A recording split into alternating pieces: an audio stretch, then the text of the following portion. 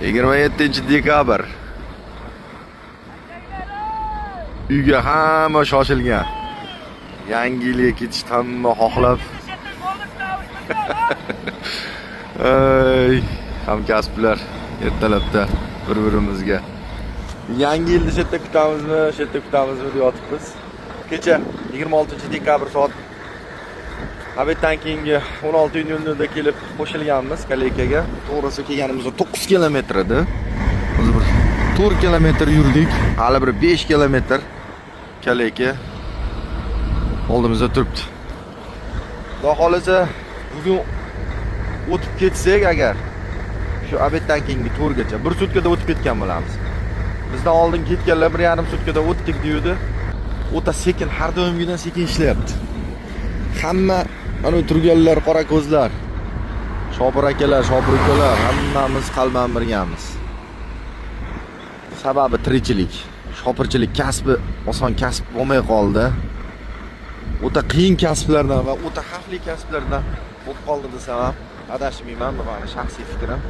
To'g'risi, yo'l asfalt qora ko'ringani bilan bu usti muz buni. O'zingizlar ko'rib turibsizlar.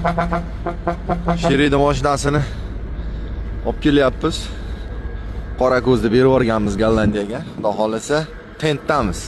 Ref tortib tentda yursa baribir odam sal nima deydi?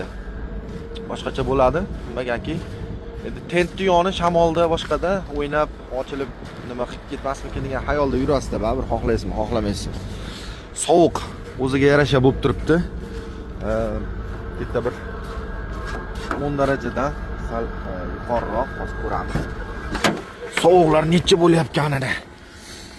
Pastga tushasiz, tepaga chiqasiz, xullasi vaqtni o'tkazish harakatda ratsa endi tinmaydi. Hamma 14 ekan. Soat 10:18. 14 daraja. Asta sovuq. Aytdim.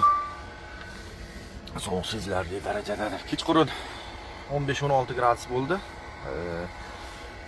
15-16 gradusi ham bu yerda 20 dan baland ta'sir qilish nimasi bo'ladi? Ta'sir qiladi odamga, ta'sir qilishi. Mashinani shuna kaltini ochishim bilan to'g'risi rahmim kelyapti. Jamiki bor chek yonibdi-da, mashina zudlik bilan servisga kirmasa bo'lmaydi. Xudo xolasa mashinani olib borib garajga tiqamiz. Nasib bo'lsa, keyin bitta videosini qilib qo'yaman. Mashinani tiriltiramiz yangitdan. Inshaalloh.